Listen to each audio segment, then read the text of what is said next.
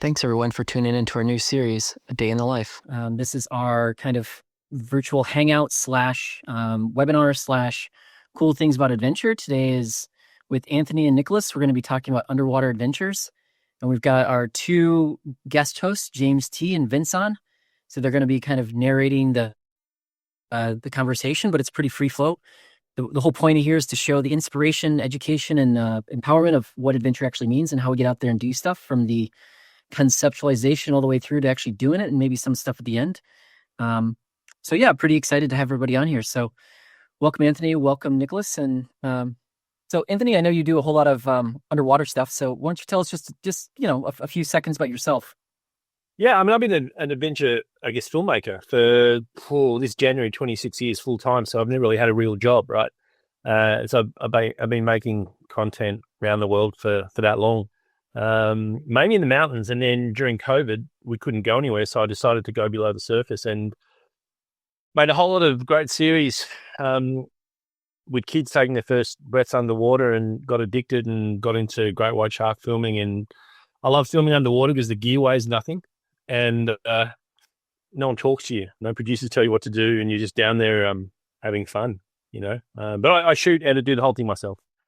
Yes, that's me in a nutshell. I've been doing that consistently, nonstop underwater for the last 5 years anyway. So Anthony, how do you find getting in there with the sharks? It's got to be just exhilarating as can be, and yeah, you live the life of the edge. Yeah, it's interesting. On paper, it looks really, really cool, right? But to tell you the truth, diving anything below the surface, I'm actually more comfortable around sharks and sea critters than I am around most humans that I know, because they know their space. You're in their space, and it's pretty calm. They know the control they've got, and it's always at ease. It doesn't feel exhilarating. When you're editing afterwards and looking at it, you go, "Oh, man, that was cool." But when you're there, you're so focused on literally not destroying the camera gear, keeping things in focus. You actually, I don't know about you, Nick, but for me, it goes so quickly. You only really experience it when you're editing and when you're looking at it afterwards. You don't actually really experience it when you're there. And yeah, I guess I agree with that. That's something that I see for, and I feel for a lot of the wildlife filmmaking as well, because you do experience some things while you're there because you're around the animals, but there is so much more that you see afterwards, things that I hadn't noticed on the field or on the water. And once you're back, you're like, okay, wow, I didn't notice that, or I need to get more of that. It's really sort of like a mixed process. It's really nice. Yeah, it's kind of cool because if you get the opportunity to go back and do it again, you're so focused on. I spent most of my career above water, and especially when you're looking at the animals, you're so focused on their mannerisms, what else is happening, what you're doing, can they smell you downwind, like what's going on. Mm-hmm. Whereas underwater, it's a whole different space, because they don't really smell you, but they can feel your impulses. And you kind of look back, and if you get a second chance to go back, and a third chance, and a fourth chance, that's when I guess you try not to be complacent and do something wrong, right? So yeah, for me, to answer your question, Vince, it's when I look back at the content on TV or on socials, that's when I go, oh, that was really cool. I'd love to do that. And you forget that you actually just did that, if that makes sense. Do you find yourself more immersed in the actual creation than you do the experience at the time, and then you relive it? I find that very different from photography, because when we're out shooting, I have the time and the luxury to be able to take a breath and actually sit there and be in the moment. But for you guys, it's a bit different. It's, yeah. Yeah, it's interesting. No, you're right. It took me close to 20 years to actually focus on, take that moment just to look around. I mean, we did a series where we put the first Sherpa rescue team on Mount Everest in 2016, and probably once a week, one of my crew would come up and say, "Hey, look, Gordo, just stop and sit on a rock for 10 minutes. Just sit there and look around and experience what's there." That was really the first time that I took that moment to go, "Oh, geez, this is crazy." But invariably, as Nick knows all so well, it happens so quickly in those, when you've got one moment, right? When you go, okay, I've got that moment. But everything else, you look back and go, wow, where did that time go? Is that how you feel, Nick? Really big job where the pressure is on, that's when it's harder for me to really relax and be like, oh, take it in and just enjoy everything, because you're like, I need that behavior. Once you get it, you relax a little bit. On some of the other sort of smaller or personal projects, I think over the years, I've really sort of gotten into that rhythm of I always push myself to really enjoy the moment as well, being like, this is insane. I'm sitting on that rock filming that animal, and this is good. This is and whether it's stills or videos, because I started in stills, now I do way more video. Yeah, it's interesting because underwater, I've found even today I was down there and there wasn't much. The conditions were pretty average, but you don't get the ability to look back at a lot of stuff because you're conserving your battery life. Because invariably, your battery will run out way before your air does. And so you don't get a chance to look at it back, and you've done some shots. And I was filming a really colourful bull ray today, and it literally went straight over one of its buddies and almost crashed into it. And I'm just sort of thinking, just hope I got that, because you don't have that luxury. You hope it was in focus, or you hope you weren't moving in the current, and you look at it afterwards. So yeah, I guess, Vince, to your question, I think I appreciate it more in my memory than when I'm actually there. Well, it makes sense because you're time constrained because of your breathing apparatus too, right? So you have to work within that constraint and hopefully get the shot. That's a lot of pressure. A lot of times the bubbles don't play with you, right? Because the bubbles invariably will build up behind your monitor, or something will happen. So you never, and you're never just in the perfect position. You're always in some weird position to shoot. And you think you get it, but did you focus on it because the bubbles were there? You know, if someone could invent, you know, the pressure to work so the bubbles actually, I mean, obviously there's rebreathers, but most of the stuff I'm doing is low depth. So that kind of stuff is not relevant, you know. So for me, yeah, it's just, I look at it afterwards and go, I wish I could do that for a living. And then it is me doing that as a living. So do you find you have to go back and get the footage again more often because of that, with the bubbles and things interfering, or? No, not really. I've got a pretty cool plan of how I go about doing things. And you can't really just sort of whistle and get the shark back, or you can't get definitely, you know, the kids back in the water. So I'll normally, I'm shooting, I don't just shoot a whole ton of stuff and then go and edit it. I'm kind of shooting to an edit in my head. And so if I know that I'm not sure, I'll do a backup. And so realistically, I'm using every bit of content I've got because I'm shooting, and I'll just change the edit flow in my head as I'm diving. Did you Otherwise, your head? Are headed down, so you know the shots that you're looking for? You can hope. I mean, with wildlife and nature never really listens to you. And that's part of the fun, you know, the experience. And Nick, you'll attest this specifically when you're dealing with animals. Your storyboard is perpetual, and what you find is if you're open to that, man, it becomes so cool because they end up becoming your story because you've let them in. Exactly. Does that make sense? Oh, totally. No, Because absolutely. for me, and Nick, I mean, I'll ask you the same question, but for me, as a wildlife photographer, I get ideas in my head of what I'm trying to produce for an image, and hopefully I can get in a situation where that's going to be realized. So, Nick, is that the same thing you do with your video and your photography? Again, I would say like a bit of yes, bit of no, just depending on the context. But that attitude of like letting the moment like invite themselves into. It's good to have ideas when you go out and to sort of have like thinking about the shots you want and like how you're going to approach that, because that's how you like put yourself in the right position. But it's good to be ready for like new things to happen.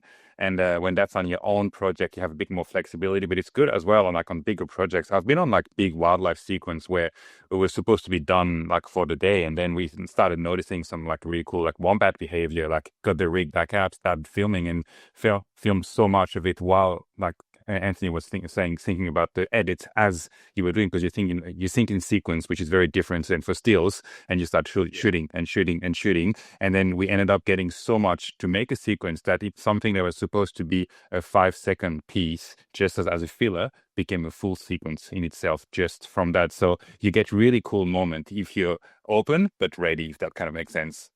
Yeah, you have to be prepared in your head and then adapt to the situation. Yeah, very much. The water as well, you know, I mean, it's very hard to, so let's say you get with the great whites, you get a cool shot of the white, but that doesn't really work into a sequence. How did it get there? Where's it going? And the thing's now gone. And so it's how do you then build your story around that? And that is more of a complexity as opposed to those one moments for me. It's always looking for those other areas. For example, one of the sponsors on one of the shoots wanted a certain dive computer in a shot. And it's like, well, I can't actually put my hand out with the watch on it when I'm filming this thing. So I had to build a mannequin hand on my camera with the watch on it. And it's like, well, how did that get there? How did this happen? And so for me, it's more when you get those amazing moments when you're filming, how do you establish that and get out of the shot into another sequence? Right. Yeah. It's got to be pretty complex. It's definitely more than most people would do for photography. Yeah, but that's the fun part. That's the fun part. Working, all of a sudden you'll get, I remember at one point, an octopus just latched onto the front of the lens. And I didn't expect that to happen. It's like, well, Right. okay, let's just go with this. And now those things, you just can't pull them off. They're sucking there. So you just wait until this thing comes off, and finally it comes off. And it's like, well, now what am I going to do to get into that sequence? So for me, I love the science of working out how to make it usable as opposed to that one shot, if that makes sense. Yeah, definitely. Well, you have to work to the moment, right? So I fully understand what you're saying there. Just it's a different mechanic type situation from stills to video, I think. But Yeah, I mean, I always tell my crew, you still know the same skill set. Yeah, I said, if you miss a great shot, don't tell me about it. All right, and if it didn't happen, if I miss something, what, just forget about it. And that's the biggest thing, because there's a lot of things, I'm sure Nick can attest to that. So many through your career shots where it's like, God, geez, I just didn't get that right. That's the hardest part, just letting that go. Oh, it's some shots will haunt me at night until the day I can't get seriously. It's I can re-see that silhouette walking in the sun and the focus just not working, something happening, the tripod just sliding on the rock, and just your heart sinks and you're like, it is what it is now. But it's one of the things you got to keep on moving. Yeah, I think a lot of people. Exactly. It's one of these things. I remember we had the most iconic shot ever on Everest with the rescue. It hadn't been shot before, and a bit of ice went smack bang in the middle and just smeared on the lens. And I'm just sort of thinking, you know what? You just got to remember where you are, right? And go, that's just the way it is. Like, you're there. And I think a lot of people just assume, because we do this fairly often and produce a lot of either really strong footage or really strong images, that it's all we can produce. But the amount of crap that goes into that one piece of excellence is incredible. I've shot hundreds of thousands of crap images, and I will continue to do so. Well, that's the beauty of social media, right? Because a lot of the what I call it, like X-roll, not B-roll, serial stuff that I'd never even use. You can create stuff with that, call it art, and people think it's fantastic. So social media to me reinvented the world, right? Stuff that you'd normally scrap, you can just put out there and draw to your better quality. Yeah, totally. Yeah. So, Anthony, I have a question. So just now you raised an interesting point that your battery always goes out before your air, right? Yeah. So how do you manage this, or you plan ahead, or do you have any batteries on board with your crew, and you change out your cameras and stuff in the mirror with your... The hard part is, again, as Nick would know, battery will only die when you don't want it to, for unknown reasons. Like underwater, the rig that I use underwater now, you could never be sponsored for it because it looks like Frankenstein. The stuff I've had to do to make these things work underwater, the only thing that really, it's all planning, but what I had to actually do is get Canon to rewrite the firmware so the cameras I'm using actually will turn off at a specific point to save. It's like in the movie Apollo 13 when they had to shut down the spacecraft to limit moments of battery. It's the same thing. So I've had to shut the camera down to save minutes. And, it was on land. These batteries will last half a day. And for some reason, and no one can tell me, underwater, and you can do all the treatment you want and pressurization, they last for 40 minutes, and an average dive for me is an hour and a half. You've just got to, when the battery's done, you just come back. You have like a spare camera unit up there that you go back up and you change and go down again, huh? Yeah, but then the sea life's changed, so that makes sense where you're at. So when you're in that moment, you can't go and chase the leopard anymore. And these things move quick when they go. So for me, if I do take two housings down, one will be a zoom and one will be a wide. But again, I don't want anyone with me when I'm down because it creates distraction for the sea life. So it's literally, you've just got to wing it and hope that it works. And that's like most of the underwater wildlife filming. You know, when I look at some great stuff, I just wonder what they didn't get. You know, because it's just planning. Hey Nick, it's just you've just got to.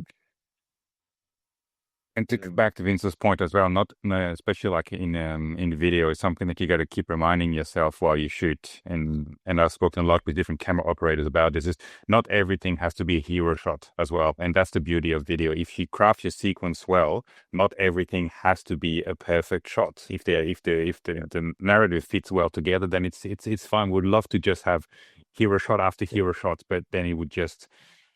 It would not work in a sense. So it's good to also have that, that the more you do it, the more you can work with that. Again, it's all about what you were talking about, Anthony, like thinking about that edit as it's happening.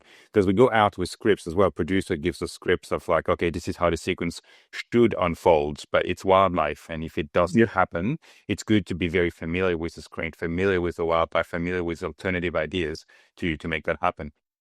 Yeah. A lot of Doesn't times. tell a story, does it? No, well, with the kids series I made underwater, it was the kids' first breath, and they would only last 20 minutes. And so you've got to get your sequence done within 20 minutes. We had, one series was with some Navy clearance divers, another one was with a famous maritime archaeologist, and you just got to work extremely quickly to move around to get your stuff. And then if you have extra, then you work around it. But it's about planning, So a lot of times when I'm filming in the ocean, I'll do a lot of the backstory and a lot more stuff above the water and drone stuff that I probably won't use, but that's my backup in case I mess everything up underwater. And I mean, I did a deep dive for a brand, and for some reason, every single shot was out of focus. Like the entire shoot was out of focus. And so I went down and I shot a whole lot of bubbles and I overlaid it and I changed the narrative and turned it into a piece of art, and they thought it was genius. Where I literally just messed every single shot up. I still to this day don't know how I did it, but yeah, it happens, right? Yeah, So You just got to you're adapt. prepping planning to go into these shoots. How do you build your kit for this? This is a question I have, because you guys have a very far different kit level than most of us as above water photographers would have. I keep it really simple. So I shoot literally underwater on a 15mm wide lens, and I shoot everything at 120 frames because it stops any movement. So it keeps everything super simple. And then if I want to go back and shoot B-roll without the subject in it, I literally have a 24-105 that I'll go and just spend time shooting the B-roll on the same day, because it's really hard to grade different days underwater. And then I just use a drone for the aerial stuff. I keep it super simple. And above land, I'm literally shooting the majority of my stuff on a 100 to 400. I keep it real simple because when in the wilderness, there's less to break. I carry 2 of everything. Yeah. And, and that's pretty much it. I'll always carry a couple of smaller drones that I know I'll probably crash because of the wind or you're on a boat. And I'm really good at floating drones, so the drone dies, but I get the footage. I'm probably the world's master at that. And I just keep it simple. I don't use the gimbals, the stabilizers, everything else, because again, you're in the middle of nowhere, and there's more charge, and I mean, back in the early days, you'd plug everything in, and the main lights in the street would dim because you're drawing so much power. Now my kit is so simple, and I use one little action camera. The complexity is up here. It's not in the kit. Right.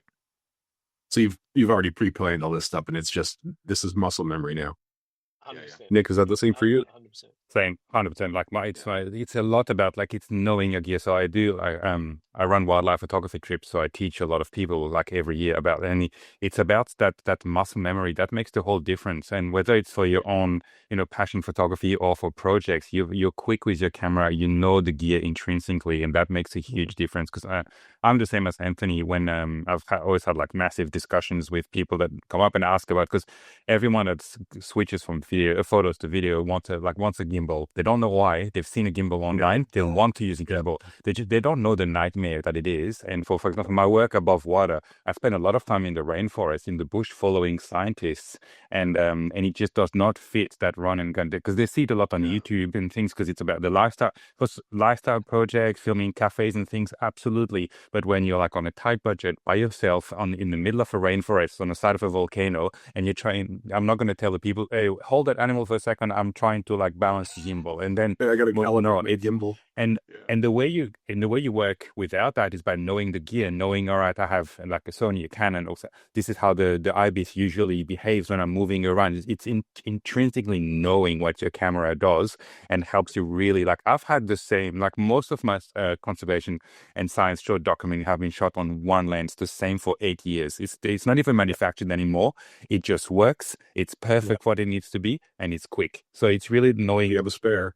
knowing that. Yeah. There's a few on second hand, but yeah, they don't make it anymore, and it's just perfect.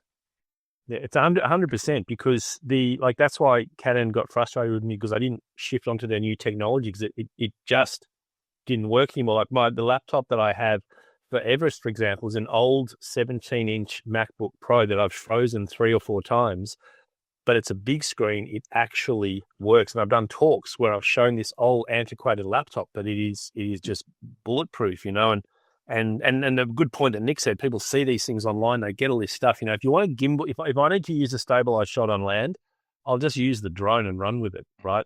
I mean, it just does the job. It's one of these things that most of it's marketing. And also that's why I've stayed with the one brand for so many years, because I've been asked, like, what settings do you use? I can't remember, because my hands just do it. I'm not looking at the screen. And I remember I was on a job actually on Kilimanjaro for the UN, and they had to use a different brand. And I was taking forever trying to find menus, and I felt like a little kid because I didn't know where anything was. And so it's hard. And I'm sure Nick sees that when he does all the wildlife trips. You've got to try and remember what you do because you don't think about it. Exactly. Yeah. Exactly. And that's the hard part to convey to people as well, because you've been shooting for 10, 20, 25 years. And so, like I said, it's second nature, it's muscle memory. And I shoot with like mostly like 2 brands. So I'm pretty good at jumping between, but I have to learn all the other brands because the guests come with specific brands. And I need to be able to like change their settings really quickly, understand their problems. But it comes and trying to, because we sit, I sit right next to my guest, and then they take photo, I start taking, and some they look at my photo like, wait, what, how? And I'm like, well, this is, again, it's because I was like ready. I know I didn't look back. I did, like, it's all those little things that make a huge difference in adventure filmmaking and photography. Exactly. Yeah, you don't have those moments to check the screen, so you just got to go with it. We're getting to the top of the end here. Should we open up for some Q&A? Yeah, I guess I got a quick question. Is there a specific type of water housing that you guys prefer? Is there something, I mean, you obviously have your favorite kind of camera brands and lenses and things like that. Is there water housing? Is that also another important element to your underwater shoots?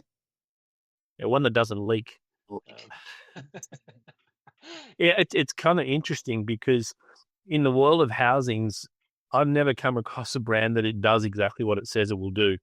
Because the number of times I've had to, I'll use Aquatech on all my stuff because they're not expensive if you damage them.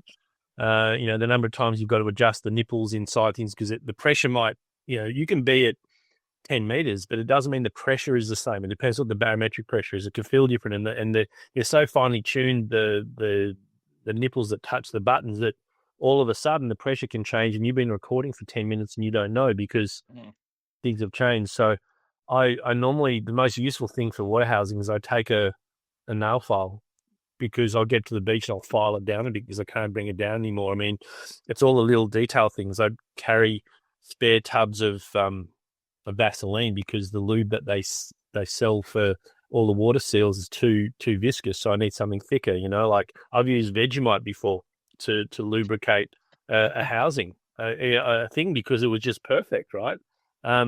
It's the little things that are just. I did a thing for Outside magazine, like the 25 things that you would pack in your kit, and none of them were over the counter in a camera store. But that's something that people also, again, I don't think people like often realize that especially when you start dealing with like underwater or like for me, me and my friend, we shoot like the documentaries together. And as soon as you get into cinema cameras, yes, the camera, it's like it's the body, it's the lens, but everything around it is always a Frankenstein. Like it's whatever works for the job. You're fighting for finding the right one single-use unique cable that this one brand does with the right splitter that you need. And so it's all those little things. And those because the cameras are great. Cameras work. We have amazing technologies. Everything around to make your shot happen that's always the little things. And yeah, it's really funny because people don't really think about that when they start. They're always just like, oh yeah, it's just got to be the fanciest camera. Yeah, but then it's everything that's around it. That's the real kicker. Yeah, my wife comes into my studio and she's like, what are all these boxes? Like, why do you need 7 of these and 5 of these? It's like, hey, you know what? Like, Yeah, For the job. man. Oh, yeah. But to answer your question, because again, I don't do underwater for work, but most of my underwater shoots and the latest one I've done, like a lot of free diving with Maidens and stuff, has been with Aquatech housing. Because I've been able to I know Canon has a few on loans that I can try as well when I want to try a different camera and that sort of thing, and they've worked really well for me because they're simple, they're lightweight. When I go to like the small islands, often like the plane is very restrictive on the thing, so it's worked really well. And because I've been mostly free diving on the last couple of shoots I've done underwater, so it's worked really well for me. Yeah, the Aquatech works well. They didn't have, when you're going a bit deeper, it was really hard to get things neutrally buoyant. So around the front of all of mine, I've got the weights that you put on the inside of car wheels when you're balancing the car, and I've got magnets stuck all over the outside, so I can just let it go. Yeah, I can shoot, and that's just floating there next to me. But when you pull it out of the water and it's all rusted and looks disgusting, people Well, to go back to that Frankenstein stuff, my first Aquatech trip, like I'm in the water and it's not balanced at all. I'm not just, I had a bigger dome than I thought I would have. So, and then I'm just zip tying, like my friend who is like an excellent underwater photographer and filmmaker was teaching me all the things. And he was like, oh yeah, you can zip tie your dive weights at the front and try and make them work. And so I was zip tying weights to the side because everything is slightly different. Yeah, it's again, it's all about those like that MacGyver stuff. That's just man, I've got one of the big domes, and for the life of me, I can't get it to sink. So I just use the one. That was the one. I had the huge dome, and that's the only one they had free. And yeah, it's just great split jets, but a nightmare. So I mean, because it floats, I'll just normally just put it on an anchor and leave it there, and then I'll go do my shots. Then I'll go back because I'm yet to make that sink. You probably need like 50 kilos. I don't know. Yeah. Great stuff. Well, guys, we're just getting wrapped up. Any final comments from either one of you? Things for the audience, people that want to try and have more adventures on the water and caption. Yeah, just go out there and do it. I mean, the first series I made, because I hadn't done it before, I just got a housing for my iPhone. You know, it's not about the equipment. The best equipment you can work on is what's up here. The gear doesn't make the story ever. That's my likewise in the sense that some of my best underwater work that it's actually like a sequence that works together. I shot many years ago in Borneo, and all I could borrow at the time was a GoPro 5, I think, and I just learned everything about all the limitation of that sensor, what to avoid, the highlights and things, and I shot knowing that. And I was even still to date, I love looking back at that footage and what I've done with it. So yeah, it's just like Anthony said, just go out and shoot. Don't wait. Well, thanks so much, guys. Again, thanks, Anthony. Thanks, Nick, for coming on here and being our hosts. And of course, our two hosts with Vince and James T. And thanks so much for our very first episode of A Day in the Life. Appreciate it. Thank you, guys. Thank you, Nick. No worries.